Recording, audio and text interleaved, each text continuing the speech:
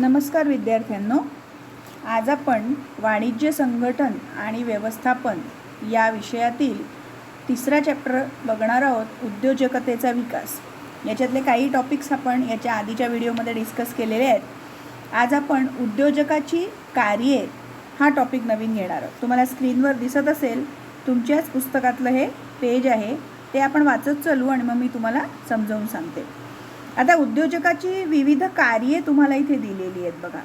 तर एक 7 कार्य तुम्हाला इथे दिलेली आहेत. आपण एक वन बाय वन त्याला वाचू आणि समजून घेऊ. सगळ्यात पहिलं आहे नाविन्य, म्हणजे इनोव्हेशन. नवीन काहीतरी बनवणे, नवीन शोधणे. तर बघा इथे काय लिहिलं आहे की उद्योजक मूलतः नाविन्यपूर्ण असतो. तो उत्पादनाची नवनवीन साधने शोधतो आणि त्यातून त्याने नवीन उत्पादने सादर करणे, सध्याच्या उत्पादनांमध्ये बदल करणं आवश्यक असतं. ग्राहकांना नवीन उत्पादने किंवा सध्याच्या उत्पादनातील नवीन वैशिष्ट्ये नेहमीच समाधान देत असतात आणि व्यवसायामध्ये उद्भवणाऱ्या समस्या सोडवण्यासाठी नवनिर्मिती आवश्यक असते. म्हणजे उद्योजकाची ही कार्य आहे. समजा जर तुम्हाला पुढे जाऊन उद्योजक व्हायचं आहे तर तुम्हाला काय काय काम करावं लागेल हे तुम्ही मनात ठेवा, म्हणजे तुम्हाला ते पटकन समजेल की तुम्ही जर समजा उद्योजक आहात तर तुम्हाला नेहमी नवनवीन आयडिया, नवनवीन साधने, नवनवीन उत्पादने शोधणे हे तुमचं एक महत्त्वाचं काम राहील. कारण जेव्हा आपण उद्योजक असतो, आपल्याला सगळ्यात महत्त्वाचा असतो ग्राहक, जो आपण बनवलेली उत्पादनं, आपण बनवलेल्या वस्तू खरेदी करत असतो. आणि या ग्राहकांना नेहमीच नवीन उत्पादने बाजारात आलेली नेहमी घ्यायची इच्छा असते किंवा सध्याच्या उत्पादनात काही चांगले नवीन वैशिष्ट्यपूर्ण बदल झालेले त्यांना पाहिजे असतात. तर त्यामुळे आपल्याला हे नाविन्य नेहमी मेंटेन ठेवावं लागतं. म्हणून उद्योजक हा एक नाविन्यपूर्ण असणं हे गरजेचं आहे. तर तो त्याचं एक महत्त्वाचं कार्य आहे. दुसरं दिलेलं आहे बघा, उद्दिष्टांचे निर्धारण. म्हणजे काय? Determination of objectives. म्हणजे उद्योजकाला व्यवसायाची उद्दिष्टे निर्धारित करणे आवश्यक असते. संघटनेच्या प्राथमिक आणि दुय्यम उद्दिष्टांमध्ये फरक असू शकतो. बाजारातील परिस्थितीनुसार उद्योजक ही उद्दिष्टे बदलू शकतो. उद्दिष्टे म्हणजे एम. एखादी आपण काम करतो ते त्या करण्यासाठी आपलं काय एम आहे, काय आपल्यासमोर उद्दिष्ट आहे की हे काम का करायचं आहे. तर व्यवसाय करताना सुद्धा एखाद्या उद्योजकाला हे उद्दिष्ट सगळ्यात पहिले ठरवावं लागतं की आपण एखादं काम का करतो आहे, एखादी वस्तू का बनवतो आहे, त्याची मार्केटमध्ये खरंच गरज आहे का, आणि त्यामुळे आपण ही वस्तू बनवतो आहे हे त्याच्या मनामध्ये पक्क माहिती असणं आवश्यक आहे. आता बाजारातील परिस्थितीनुसार उद्योजक ही उद्दिष्टे बदलू शकतो. याचा अर्थ की बाजार म्हणजे मार्केट तुमचं कोणत्या परिस्थितीमध्ये आहे, म्हणजे तुमचं गावात आहे, शहरात आहे, कोणत्या एखाद्या विशिष्ट परिस्थितीमध्ये काही तुम्ही समजा आपले उद्योग करत असाल तर त्याच्याप्रमाणे आपली उद्दिष्टे त्यांची बदलू शकतात. पण त्यांचं उद्दिष्ट एक निर्धारण केलेलं असलं पाहिजे. त्यानंतर आहे बाजाराचा विकास, म्हणजे डेव्हलपमेंट ऑफ मार्केट. आता बाजाराचा विकास म्हणजे काय की ज्या मार्केटमध्ये आपण आपले जो उद्योग आपण करतो आहे त्यातून तयार होणारी उत्पादनं किंवा सेवा जे आपण बाजारामध्ये विकायला ठेवतो आहे त्यासाठी विपणन करण्याचे वेगवेगळे मार्ग त्यांना शोधावे लागतात. विपणन म्हणजे काय की आपल्या वस्तू बाजारपेठेमध्ये जाऊन ग्राहकांच्या हातात पडेपर्यंतचं जेवढं काम असतं त्याला विपणन आपण असं म्हणतो. मग ग्राहकांची मागणी काय आहे त्याच्यासाठी त्याला थोडंसं सर्वेक्षण करावं लागतं, संशोधन करावं लागतं, शोधावं लागतं की ग्राहकांना काय हवं आहे आणि त्यानुसार ते आपल्या उद्योगामध्ये बदल करण्याची त्यांची इच्छा, म्हणजे त्यांची गरज असते. जेव्हा बाजारपेठ सतत विकसित केल्या जातात तेव्हा ग्राहकांच्या मागण्या देखील वाढतात. म्हणजे काय की समजा जर तुम्ही ग्राहकांच्या मागण्या समजा जर आपल्या उद्योगामध्ये चेंजेस करत असाल आणि मग ते उद्योग म्हणजे जे उत्पादनं किंवा सेवा आहेत ते मार्केटमध्ये आणत असाल तर त्यामुळे काय होतं, ती बाजारपेठ जे मार्केट आहे ते डेव्हलप होतं, विकसित होतं आणि त्यामुळे ग्राहकांच्या मागण्या वाढत असतात. त्यानंतर दिलं नवीन तंत्रज्ञान, म्हणजे न्यू टेक्नॉलॉजी. आता तंत्रज्ञान दिवसेंदिवस बदलत असतं. जागतिक विश्वात दररोज नवीन तंत्रज्ञानाचा शोध लागत असतो आणि या नवीन तंत्रज्ञानाचा जर आपण आपल्या व्यवसायामध्ये वापर केला तर त्यामुळे काय होतं की आपल्या व्यवसायाची एक चांगली प्रगती होऊ शकते. उदाहरणार्थ नवीन यंत्रणा, प्रगत तंत्रज्ञान, कम्प्युटराइज्ड समजा एखादा आपण मशिनरी आपल्या याच्यात ठेवली किंवा आपल्या जे उत्पादन करण्याच्या वेगवेगळ्या पद्धती समजा जर आपण वापरल्या, वैज्ञानिक पद्धती वापरल्या, तर यामुळे आपल्याला उद्योगाला नेहमीच फायदा होतो आणि हे एक महत्त्वाचं कार्य उद्योजकाचं असतं. त्यानंतर दिलं आहे बघा चांगले संबंध म्हणजे गुड रिलेशन. आता जेव्हा आपण एखादा उद्योग करतो, आपली जी संस्था असते त्या ठिकाणी कामकाजाचं वातावरण हे निरोगी असणं आवश्यक आहे. म्हणजे चांगल्या पद्धतीचं काम तिथे होणं आवश्यक आहे. मग ते केव्हा होतं, जेव्हा कनिष्ठ आणि वरिष्ठ हे जे एकत्र कर्मचारी काम करतात त्यांच्यामधले संबंध, चांगले संबंध हे महत्त्वाचे असतात आणि यावर एक कार्यक्षम असं वातावरण तयार होणं हे यावर अवलंबून असतं. त्यामुळे कर्मचाऱ्यांमध्ये समन्वय साधणं ही यशाची गुरुकिल्ली आहे असं आपण म्हणतो, कारण की त्यामध्ये आपण कनिष्ठ आणि वरिष्ठ कर्मचाऱ्यांमध्ये एक चांगला समन्वय साधत असतो. तर हे सुद्धा एक उद्योजकाचं महत्त्वाचं कार्य आहे. त्यानंतर दिलं आहे निधीची उपलब्धता म्हणजे ऑर्गनायझिंग फंड.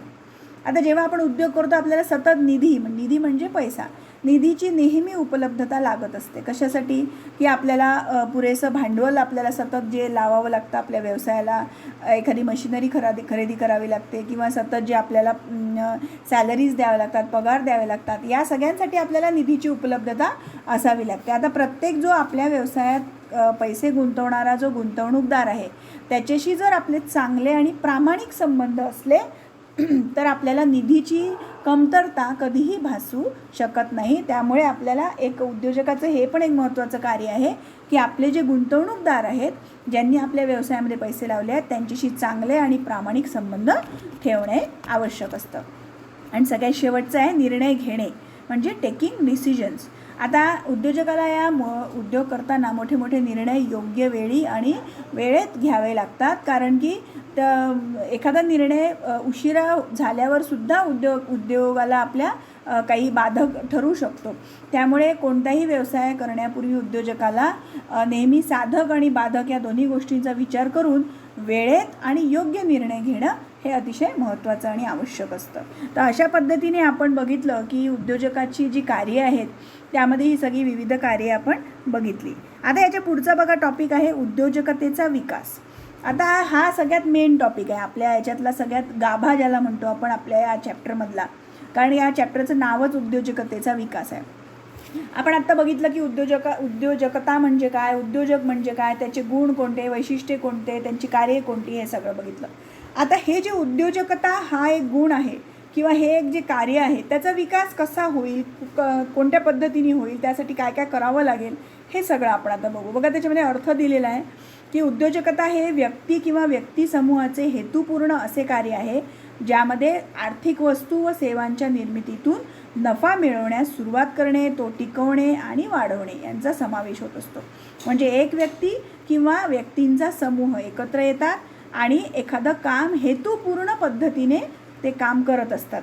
यामध्ये आर्थिक वस्तू व सेवा म्हणजे एखादी वस्तू स्वतः बनवणे आणि ती विकणे, एक तर त्याच्यातून त्यांना पैसा मिळत असतो, किंवा एखादी सेवा प्रदान करतात आणि त्या सेवा समाजाला सेवा प्रदान करण्यामधून त्यांना नफा मिळवण्यासाठी प्रयत्न करतात.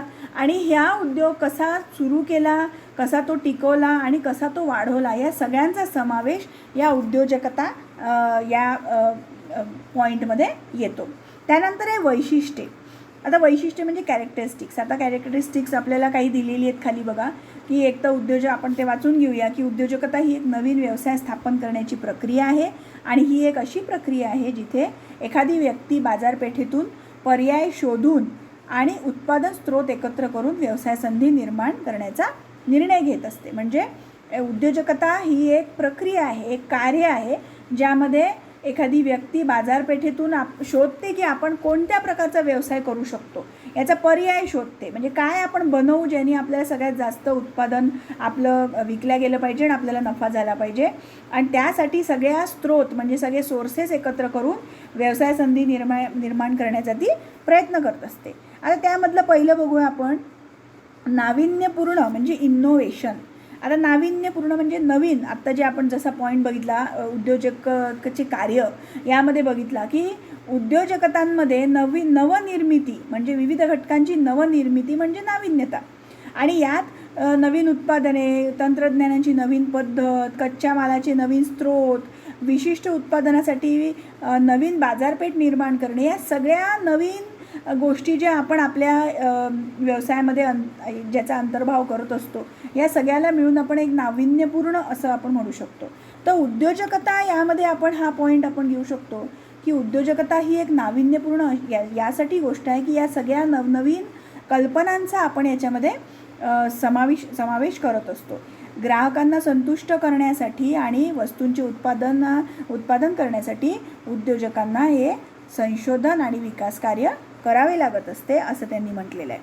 त्यानंतर आर्थिक कृती म्हणजे ही एक आर्थिक कृती आहे. आर्थिक कृती म्हणजे यापासून आपल्याला काहीतरी पैसे मिळणार आहेत, त्याच्यापासून आपल्याला काहीतरी आपली आर्थिक गरज आपण भागवणार आहे. म्हणजे एखादा जो उद्योजक आहे तो का उद्योग सुरू करतो कारण की त्याला आर्थिक मदत हवी असते, त्याच्या गरजा भागवण्यासाठी त्याला जे पैशाची मदत हवी असते त्यासाठी तो उद्योग स्थापन करत असतो. आणि त्याचबरोबर एक चांगलं जीवनमान देणे अशी सुद्धा या उद्योजकाची भावना असते आपल्या फॅमिलीला, आपल्या आजूबाजूच्या लोकांना, समाजाला. ज्ञान व कौशल्यावर आधारित ही एक शास्त्रशुद्ध अशी योजना आहे. म्हणून उद्योजकता ही एक आर्थिक क्रिया आहे. आता याच्यामध्ये काय होतं की जसं आर्थिक क्रिया काय म्हटलं आहे त्याला, की जसं उद्योजक आपला उद्योग करतो तर तो त्याला आर्थिक फायदा होतो आणि ग्राहकांना त्या बदल्यात वस्तू मिळत असते आणि त्यांचे सुद्धा आर्थिक व्यवहार त्यामध्ये होत असतात. म्हणून ही एक आर्थिक कृती आहे असं आपण म्हणू. त्यानंतर आहे संघटनेची बांधणी म्हणजे ऑर्गनायझेशन बिल्डिंग. म्हणजे हे कोणतं वैशिष्ट्य आहे की यामध्ये उत्पादनाच्या विविध घटनांचे संघटन केले जाते. जसं स्थल उपयोगिता, स्थल म्हणजे जागा, ते जागेचा एखाद्या बिल्डिंगमधली एखादी जागा, एखादा खोली किंवा तुमच्या घरातलीच एखादी खोली तुम्ही जर त्या उद्योजकतेसाठी वापरत असाल, एखादा उद्योग चालवण्यासाठी, तर त्या जागेचा एक चांगला उपयोग तुम्ही करताय. काल उपयोगिता म्हणजे तुमच्या वेळेचा चांगला उपयोग करता. आणि रूप उपयोगिता म्हणजे नवीन ज्या वस्तू तुम्ही बनवून राहिले, नवीन जे सेवा तुम्ही प्रदान करून राहिले, ते सगळं तुम्हाला एका छताखाली मिळत असतं आणि ह्या सगळ्यांच्या संघटना होऊन ते उद्योग बनलेला असतो. म्हणजे हे सगळं संघटित होऊन ते उद्योग बनलेला असतो आणि म्हणून आपण संघटनेची बांधणी या उद्योगामुळे होत असतं असं आपण म्हणू शकतो. त्यानंतर दिलं आहे सर्जनशील कार्य म्हणजे क्रिएटिव्ह ॲक्टिव्हिटी. क्रिएटिव्ह का म्हणतो आपण? क्रिएटिव्ह म्हणजे नवीन एखादी गोष्ट आपण जेव्हा क्रिएट करतो, नवीन कोणती गोष्ट आपण जेव्हा समाजापुढे सादर करतो तर त्याला आपण सर्जनशीलता म्हणतो. याच सर्जनशीलतेचा वापर हा उद्योजक करत असतो आणि नवीन वस्तूंची उत्पादन करून त्याची निर्मिती समाजापुढे सादर करत असतो. म्हणूनच सर्जनशीलता हा सुद्धा एक उद्योजकाचा एक आवश्यक भाग आहे असं आपण म्हणू. व्यवस्थापकीय कौशल्य आणि विकास. व्यवस्थापकीय म्हणजे मॅनेजरियल स्किल.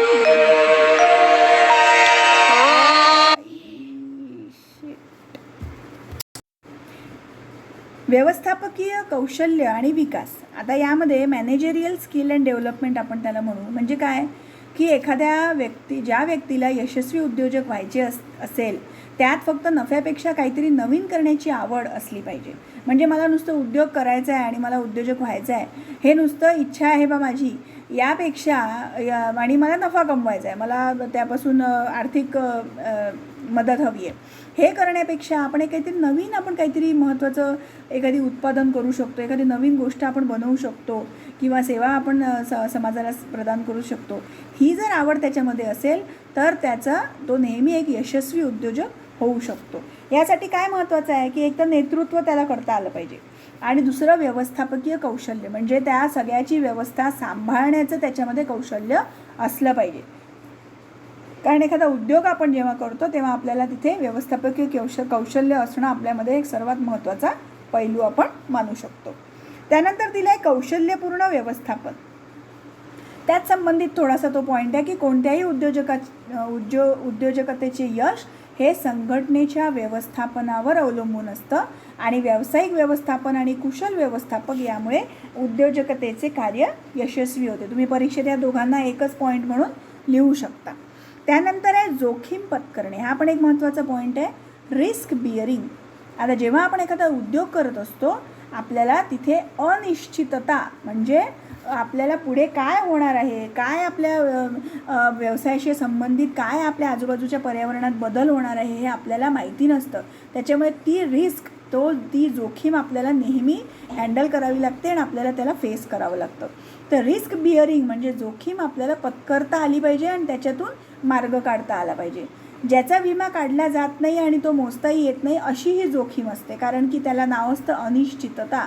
अनिश्चित गोष्टी आपल्यासमोर येण्याची शक्यता नेहमी असते आणि त्याला आपल्याला नेहमी सामोरं जावं लागतं. जसं किमती घटणं, तुम्ही बनवलेल्या वस्तूंच्या किमती कमी होऊन जातात अचानक, त्याच्यामुळे तुम्हाला लॉस होऊ शकतो. तर हे लॉस होणं म्हणजे तोटा होणं ही एक महत्त्वाचं जोखीम आपल्याला हँडल करावं लागतं.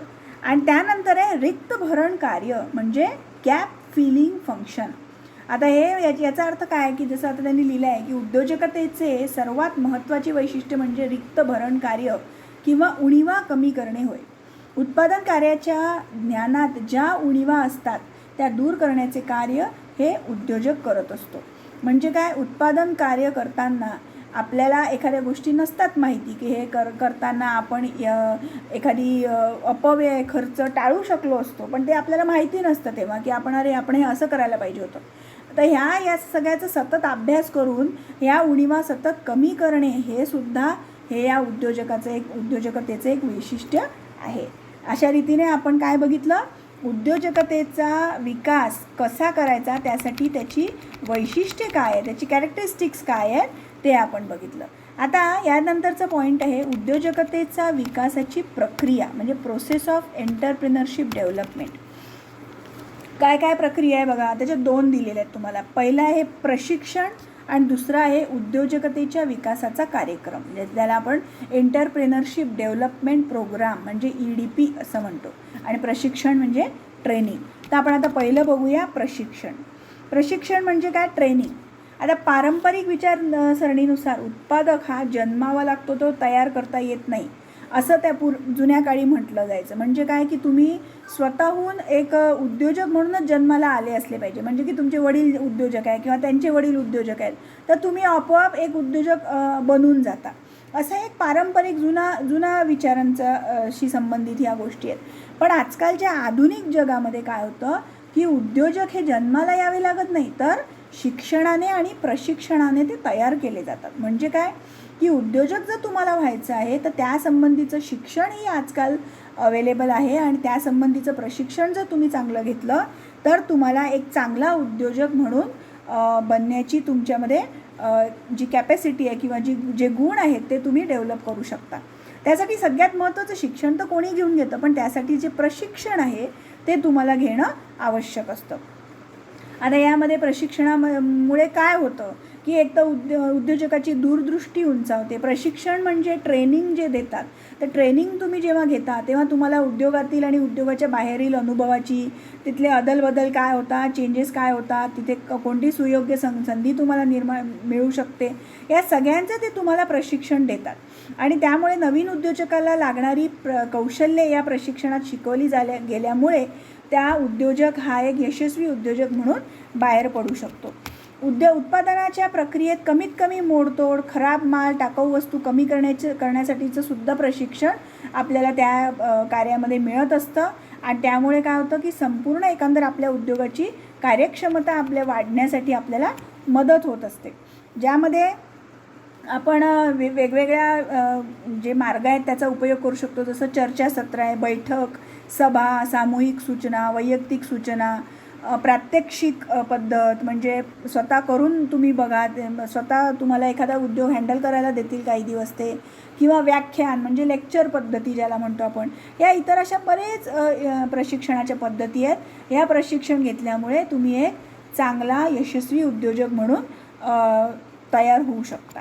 आणि दुसरं त्याच्यामध्ये दिलेलं आहे बघा, उद्योजकतेच्या विकासाचा कार्यक्रम म्हणजे एंटरप्रिनरशिप डेव्हलपमेंट EDP.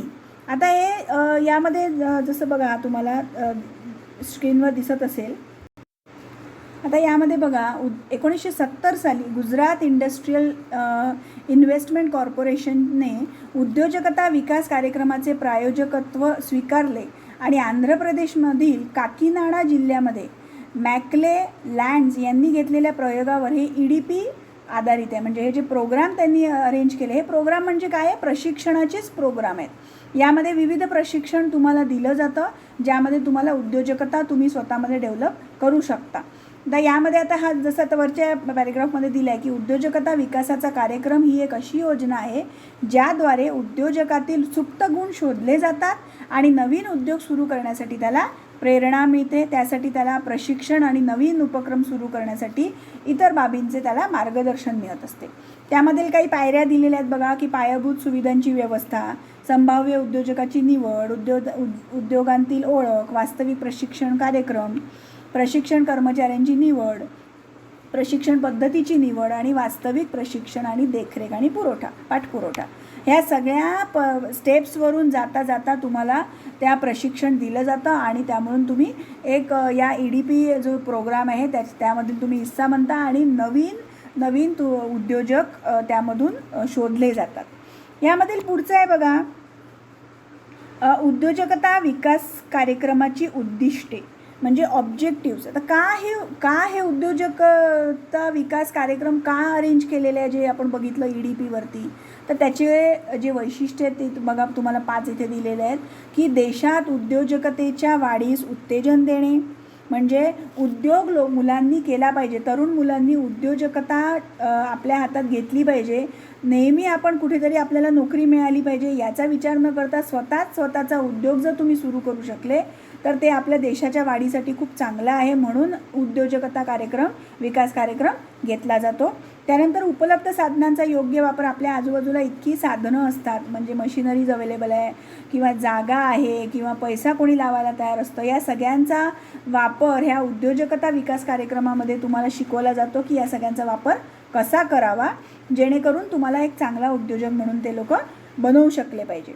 त्यानंतर मागासलेल्या प्रदेशाचा विकास आणि समाजातील दुर्लक्षित समूहांची आर्थिक स्थिती सुधारणे. मागासलेल्या प्रदेशाचा विकास म्हणजे जिथे जे आजकालचे शहरं आहेत आपले, तर त्या शहरांमध्ये जशा सगळ्या फॅसिलिटीज अवेलेबल आहेत, मोठ्या मोठ्या इंडस्ट्रीज आहेत, तिथे तुम्हाला नोकरी मिळू शकते किंवा तुम्ही स्वतःचा बिझनेस सुरू करू शकता.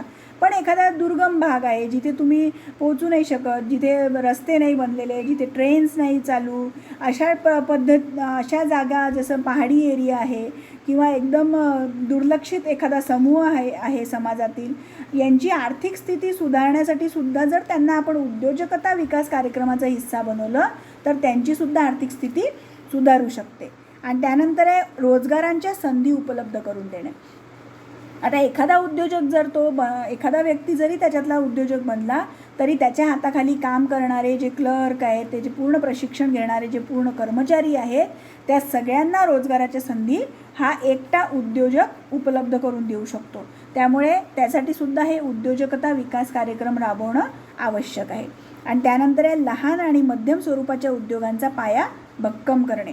आता मोठे जे करोडो आणि अब्जोपती असतात, जसं रिलायन्स कंपनीवाले आहे किंवा टाटा बिर्ला आहेत, त्यांचे उद्योग तर करोडोंमध्ये खेळतात आहे. पण लहान आणि मध्यम स्वरूपाचे जे उद्योग करणारे जे लोक असतात, उद्योजक असतात, त्यांचा पाया या प्रशिक्षण कार्यक्रमांमुळे भक्कम होतो. कारण की त्यांना पण नवीन टेक्नॉलॉजी, नवीन गोष्टींशी ओळख होऊन जाते आणि त्यामुळे सुद्धा या उद्योजकता विकास कार्यक्रमाची